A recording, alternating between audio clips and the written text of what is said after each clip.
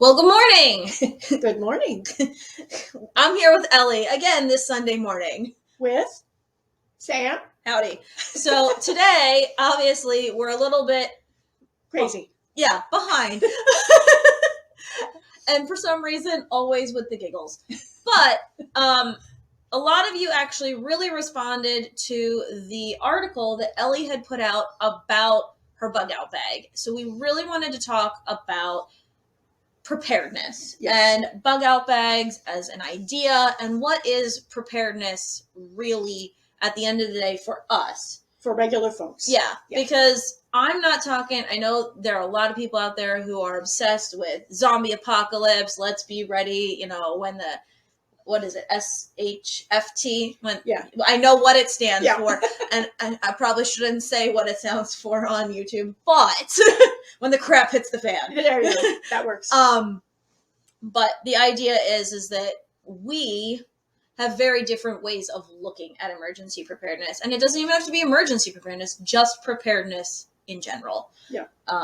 With your article, you talked about bug out bags, which was fabulous. It got a lot of talking, especially among parents that hadn't even thought about it, when in reality, as parents, I know when my kids were little, we definitely didn't have a bug out bag, but our diaper bag was packed like a bug out bag. Everything you'd need for like 2 days at least. Yes. At least 2 days to a week. I think I was a little overly prepared because of how many diaper blowouts we would experience.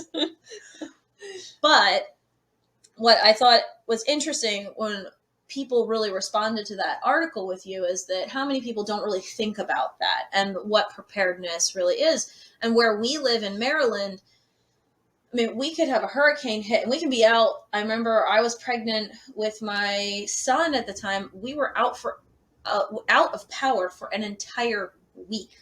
I was sleeping, very pregnant, on friends' living room floors, in the bedroom, in a spare bedroom that they had, or, just bouncing from house to house while still waiting to have my electricity come back on. Hoping you didn't have to go to the hospital during that time. Good Lord.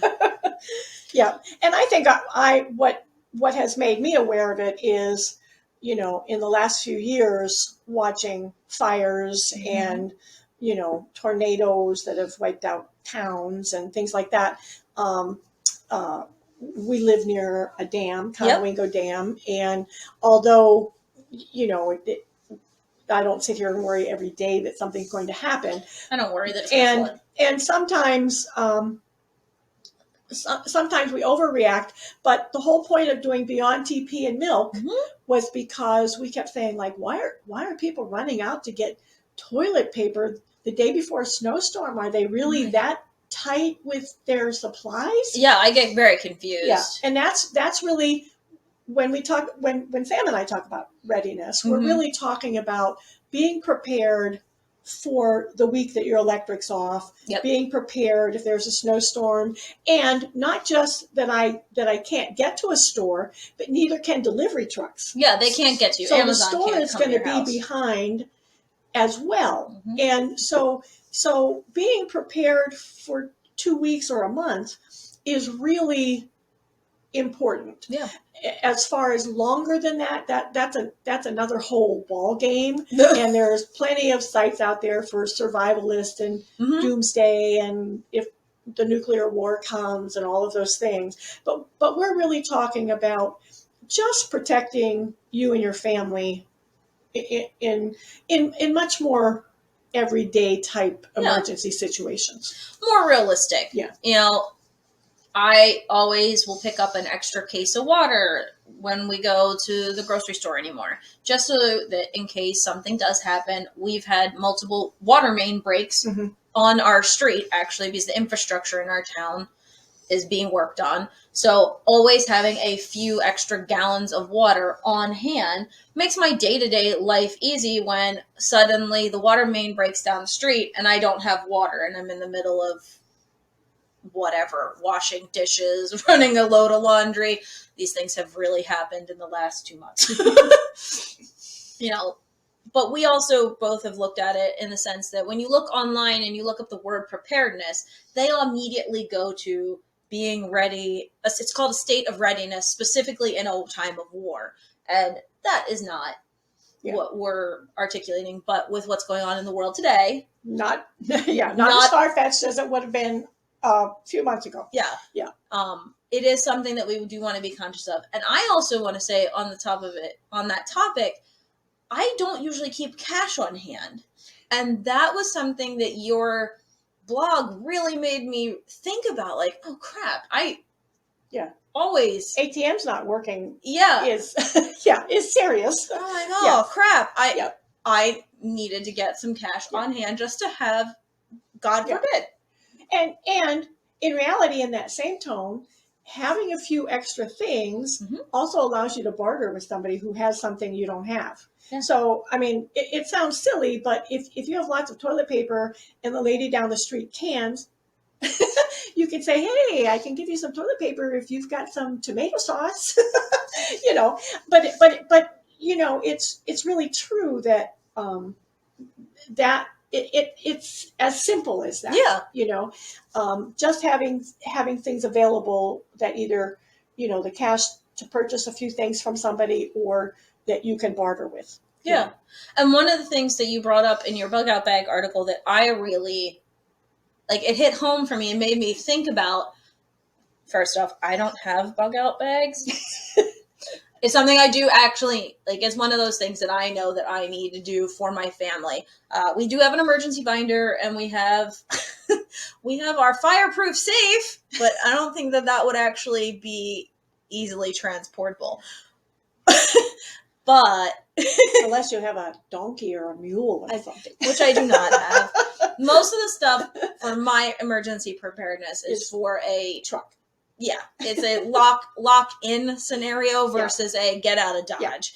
But if I start thinking about the get out of Dodge concept, one of the points that we were talking about is, in the diaper bag, I used to have an emergency list of information for, God forbid, if something happened to me and they saw the diaper bag, they could help find my kids, do the things that they needed. Well, my kids are 9 and 12 now. They still need that kind of emergency preparedness information. And it got me thinking, well, what is it that they need, or what could they have in a simple bag? And, toys, when you were talking about your stuff, that wasn't something that necessarily came up because you're 70 plus years old. But I did mention like a small toy or a game so that they're kind of feel secure and are entertained. Bingo. When you're, like, say you're at a shelter because of a storm, you've covered a couple bases with your kids. And what I thought was interesting with that, it kind of got me thinking along the lines of, I've seen on Etsy, there's these, you can sew on kids' clothes, or you can sew on, like, a kid's favorite stuffed animal, their name, your name, and a phone number, but it's impermanent. You can get these and stitch them on real quick, or they can be iron on. It really made me think about, when we're looking to do that, our kids may be older now, but it is still something in that state of emergency, in that state of crisis, that they might panic. Just like adults. You get separated. Yeah. We need to have that kind of information readily available to them. So making sure that we have, our names on their clothes, or laminated, just a bright sheet of paper laminated that has all the information that they could possibly need about how to contact us or extended family, and giving them those available resources as well. It's interesting to think that my 9-year-old just had his birthday, but I was contemplating getting him a survivalist kit because he's that kind of kid. And I was like, oh, that's not out of the realm of possibilities, but I don't know if I really want to give him a knife yet. Yeah. All in due time. Or a saw. Yeah.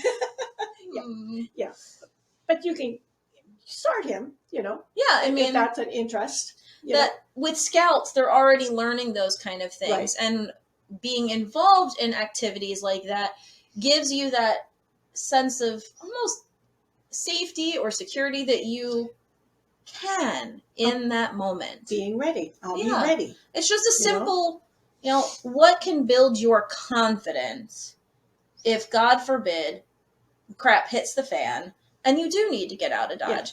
And that's what I loved about your idea of your bug out bag that hangs out, where for me, again, I'm more of a hunker down kind of person, but it made me really think that I've got to step up my A game.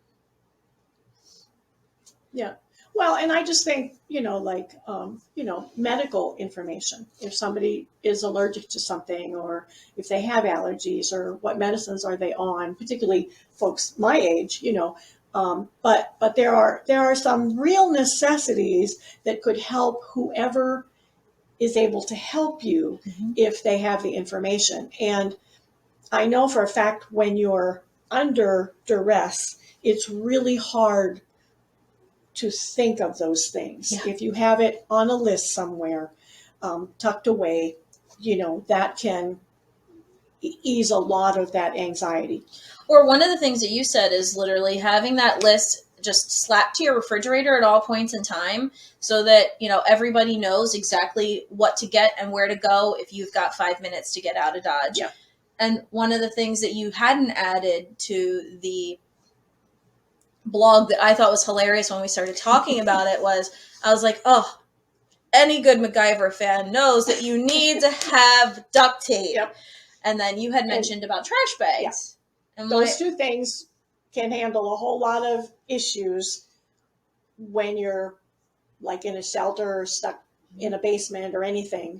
They can work as a toilet. They can wrap you up and help keep a broken arm in one piece till you can get help. There's, lots and lots of ways that, like you say, duct tape and MacGyver can save your butt. My mom loved MacGyver. It was a lot of fun. But I mean, we have to be realistic. Right now, with everything going on in the world, we've seen how our country, the United States, handles emergencies. It's not always the best. Katrina, hindsight's always 20/20, but it wasn't handled the greatest. Some of the wildfires in California and landslides and things like that aren't always handled the greatest. I think tornadoes are probably one of the few things that the people in the Midwest have really nailed down. Yeah. Like, whew. But I think that feeling that it can't happen to me is why we stay so aloof to it, and we really need to get past that, because climate and things have changed so dramatically that it can happen to us. And any preparedness is going to put us on a better footing than none at all. Yeah, and that's the key point. So taking one step. Yeah. To move towards that. For me, obviously, that means getting my bug out bags put together. I already have my, safe that has all my emergency information in a binder and neatly organized with paper protectors and things like that. I'm that nerd, okay? I get it. I'm that nerd. But what's that one step that you can take tomorrow? We would love to hear from you what your one step is. Yes. Because that one step will make you feel so much more secure in the long run. If you look at it like, I've got to do all these 60 things. No, it's a beginning. You're going to feel overwhelmed. So one step, what is it? We'd love to hear it. Put it in the comments below, and we will see you next time. All right. See ya. Bye.